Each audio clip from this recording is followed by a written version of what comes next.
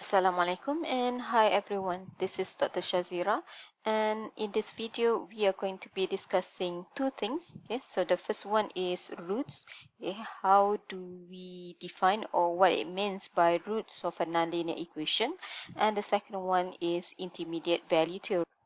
Okay, what are the roots? Okay, so the roots of a given function fx, okay, is defined as the possible values of x in such that fx equal to 0. Okay, so in simple words, the roots of a given function is actually the value of x, okay, in which when you substitute back the value of x in the equation, that equation will become 0. That is the roots. Okay, for example, if you are given fx equals x squared minus 4, okay, for example. So we know that this is quadratic equation. It's very simple. And if we let fx equal to 0, then we can find x equals 2 and x equals -2 to be the roots of fx. Okay, because we can see clearly that when x equals 2, when you substitute x equals 2 in the equation f, so f will become 0 because you have 2 square minus 4. Okay, that will be 4 minus 4, which is 0. Similarly, when you plug in x equals -2 in f, then the same thing, you will have -2 square, which is 4, and then 4 minus 4 is 0. So we say that x equals 2 and x equals -2 are the roots of fx, which is x squared minus 4. Yeah, how do we get x equals 2 and x equals -2 at the first place? Okay, so actually we have two approaches. The first one is by sketching the graph. So we know x squared minus 4, okay, is just a parabolic equation. So we know that the graph should be something like that. Okay, when you sketch the graph, so the intersection here is -2, and the second one here, the second point here is 2. And the curve that you have here is for the fx, which is x squared minus 4. Okay, so by looking at the graph, the roots, okay, can be defined as the intersection of the curve, okay, the intersection of this curve here with the x-axis.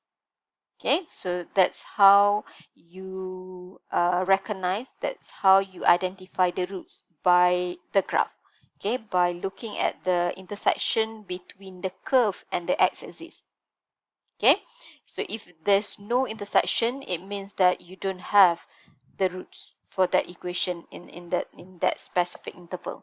Okay, so if we expand the scale at the on the x-axis here, so maybe somewhere here we have -4, and at the right side here somewhere we have +4.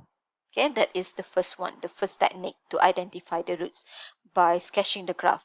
Okay, and then for the quadratic, we have the famous formula to find the roots of quadratic equation. X equals -b plus minus the square root of b squared minus 4ac over 2a. Okay, everyone should know this. This is the famous formula to get the roots of quadratic equation. But that formula is specific for the quadratic equation only. Okay, if you have the cubic equation, then that formula doesn't work. Okay, but in most application, okay, in real life application, the nonlinear equation that we are dealing with is not that simple. It is not just parabolic equation, it's more than that. Okay, sometimes you have the trigo function, you have the exponent function, okay, and finding the roots of that type of equation is not as easy as finding the roots for the quadratic equation, because we don't have specific formula, okay, for that kind of equation. Okay, so in that case we need to opt to the numerical approach, okay, which you are going to see in this chapter. Okay, we have few methods to get the roots of nonlinear equation in this chapter.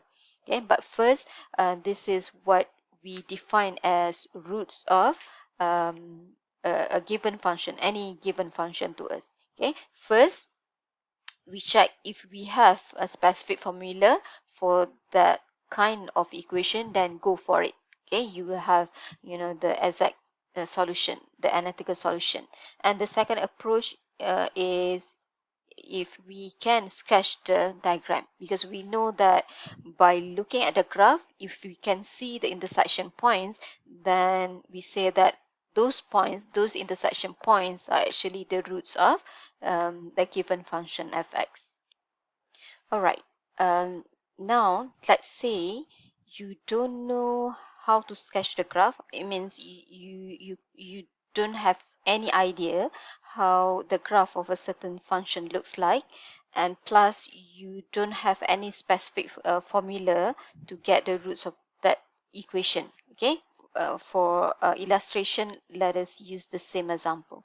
Fx equals x squared minus 4. Okay, you don't know, okay, the shape of the graph, and you also do not remember the formula to get the roots of quadratic equation.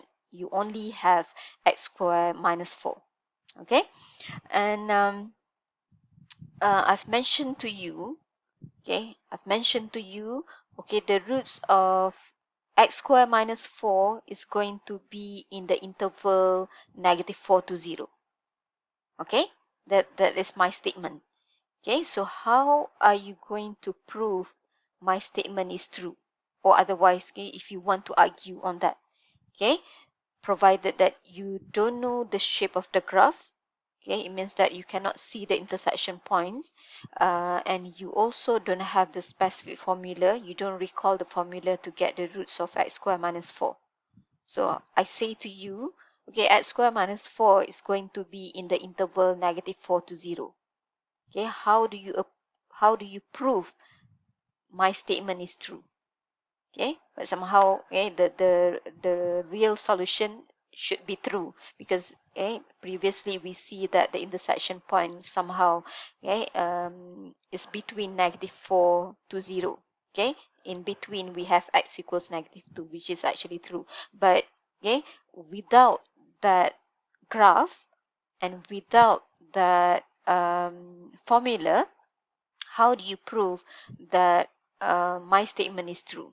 When I say to you x squared minus 4, the roots of x squared minus 4 is the interval of -4 to 0. That is the question. So this leads you to the intermediate value theorem that you can see in your lecture notes. Okay, IVT, intermediate value theorem. The intermediate value theorem says that if f, which is the function, okay, f is a continuous function, and so the keyword here is continuous function defined in an interval a to b, okay, and if fa times fb is negative, okay, it means that fa and fb have the opposite sign. One is positive, the other one is negative. So when you multiply fa and fb, okay, and if you get a negative value, then you say that f, okay, has the solution, has the root in the interval a to b. So three keywords in the definition of IVT, okay, which is, so IVT consists of must be continuous. Okay, fx must be continuous function in the interval that we want to test. Okay, a to b. And if we can show that fa times fb is less than 0, which is negative, then we conclude that there exists a solution.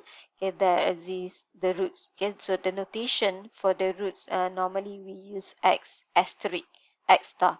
Okay, there exists the root in the interval, okay, that, okay, we want to test, a to b. Okay, so those are the three important keywords, okay, when you want to define the IVT.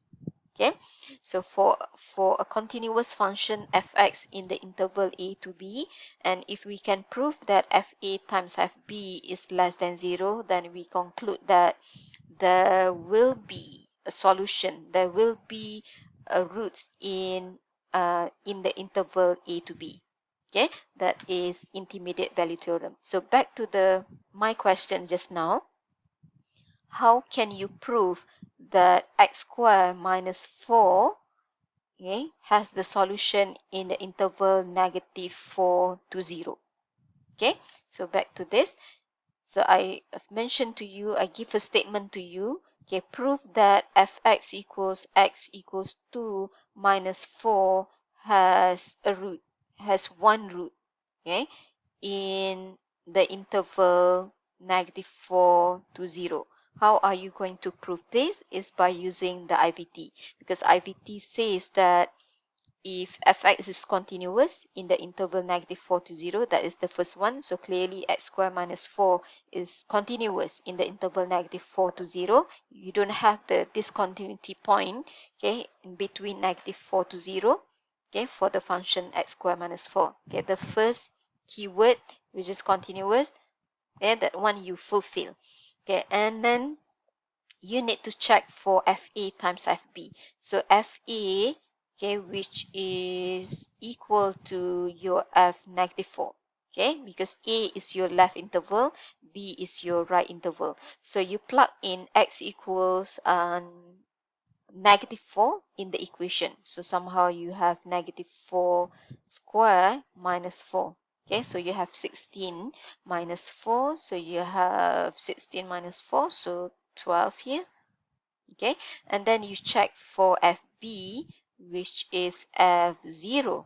Okay, so you plug in x equal to 0 in your equation F, then you will have 0 square minus 4, then this is -4. Then we can see that when we multiply FA times FB, which is F -4, multiply with F0, so clearly you will get negative value because one of the sign is positive, the other one is negative. So when you multiply those two, you are going to see that the sign will be negative, okay, which is less than 0. So the conclusion is, so you say that therefore, okay, x asterisk, which is the root, okay, of fx is indeed in the interval of -4 to 0. Okay, this is how you prove the existence of the roots within a specific interval, okay, by using the IVT.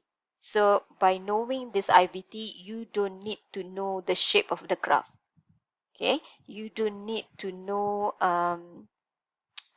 if there's any specific formula to get the roots of that equation, okay, but this IVT is just to verify the existence of the roots in a certain interval. We don't know yet the value of the x itself, okay, we use the IVT just to prove that there exists a solution in the specific interval. Okay, so in other words, in order to use the IVT, we should know, or we should be given the interval that we want to test. Okay, otherwise we don't know how to calculate the FA and FB. Okay, so the initial interval should be given to us as well as the equation of fx. Okay, so that is the use of intermediate value theorem to verify the existence of the roots in a specific interval. All right. Okay, little bit of concept here. Okay, back to the IVT just now. So the question is now, why in the IVT we need to prove FA times FB must be less than 0 in order to say that there will be a solution, there will be a root in a interval A to B. Okay, why how do you justify to the people, okay, why is FA times FB must be 0, why not greater than 0, why not equal to 0, why in the intermediate value theorem it says that FA times FB must be less than 0. Okay, so this is the concept that I want you to understand. Okay, because I don't want you to just simply memorize the IVT without knowing what is actually, implies, right? So FE times FB less than 0. So I'm going to explain based on the diagram. Okay, so let's say we have the axis here. Okay, so our interval is A and B. So A and B can be anywhere. It can be A and B can be both at the negative side, or they can be both at the right side, at the positive side, or it could, A can be at the negative side, B can be at the positive side. Okay, it depends on the problem that we have. Okay, so for illustration, I'm going to assume that A and B are both on the right side. Okay, both are positive. So let's say A is here and B is there. Okay, so you have A and B is given to you. Okay, now so so you of course you have a function fx that is given to you. Okay, so now when you plug in A in the fx, so the corresponding value should be fa. So let's say fa is positive. Okay, so positive, so let's say somewhere here, okay, when x equals a, the corresponding value is of course fa. Okay, because we don't have specific function here, so just assume when x is a, so the corresponding f, okay, of course will be fa. So assume that fa is positive. Okay, so fa is positive. Okay, now when x equals b, so let's say you also have positive value. Okay, so when x is b, so let's say somewhere at the top here you have positive value fb. Okay, so you have one point here and this is another point. And then when you connect, okay, those 2 points, so we have some kind of curve. Okay, so we can see by the graph there is no intersection points between the curve, the blue curve, and the x-axis.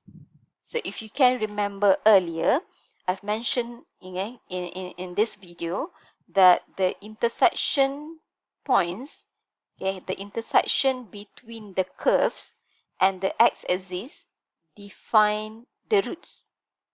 So if you cannot see the intersection point, so it means that there is no solution in that interval. There is no roots in that interval. So this is the situation where FA times FB is positive value. Okay, so clearly there's no intersection points involved between the curve and the x-axis. Okay, so you don't have any intersection, okay, along this axis here. Okay, you only have this curve at the top here. So there's no intersection point between the curve and the x-axis. So this is FA times FB is positive, okay, in the diagram. Okay, graphically, this is the situation. So this is contrast, okay, to the definition of IVT. Okay, and we say that there's no solution, okay, in this case, okay, in this situation. So another example, another illustration. Now we do the opposite. So let's say now I have A somewhere here and somewhere here I have B. Okay, now we want to see where the situation holds. FA times FB is negative. Okay, so let's say when x equals A, FA is negative. When x is A, so the corresponding is negative value. So FA here is negative. Okay, so you see the value is at the bottom. Okay, at the negative part. So you have one point here. And let's say when x equals b, you have positive value because we want to illustrate, fa times fb is negative.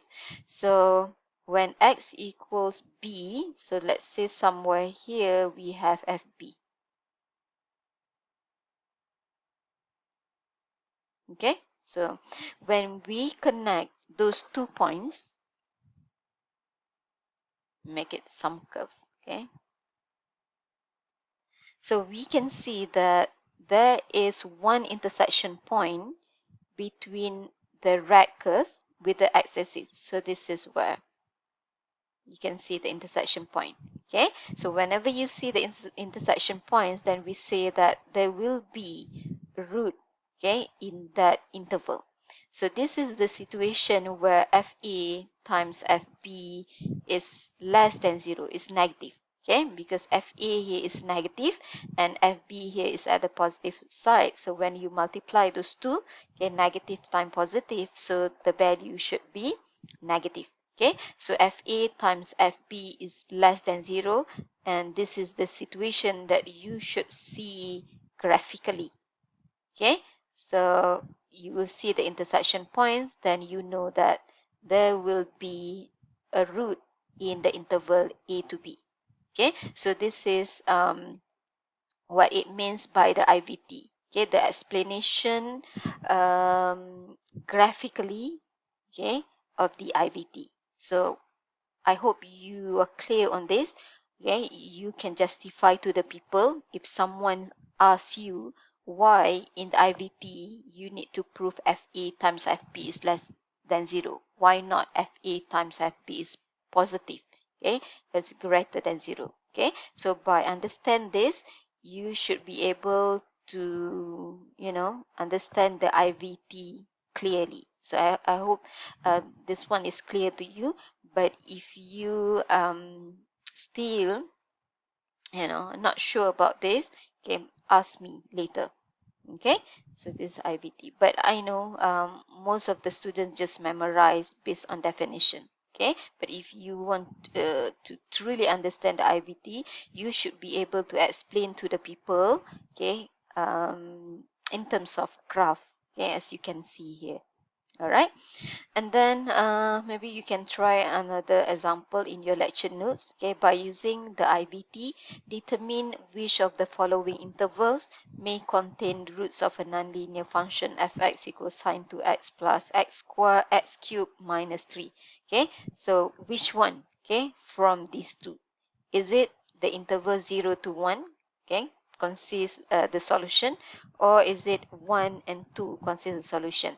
Okay, so to solve this one, basically for the first interval, you need to check for f0, you need to check for f1 and see whether f0 times f1 is negative or not. Okay, if this negative, then you conclude that the solution, the root of fx is going to be in the interval 0 to 1. Okay, if it is positive, then you conclude there will be no roots in the interval 0 to 1. So similarly for interval 1 to 2, you need to check for f1, what is the value of f1, and f2, what is the value, and then you need to check for f1 times f2, is it less than 0? Okay, but be careful in for any equation in the numerical course. Okay, any equation that involve with the trigo function, make sure you use the radian mode in your calculator. Okay, because I believe in order to get the FA and FB here, you need to use your calculator.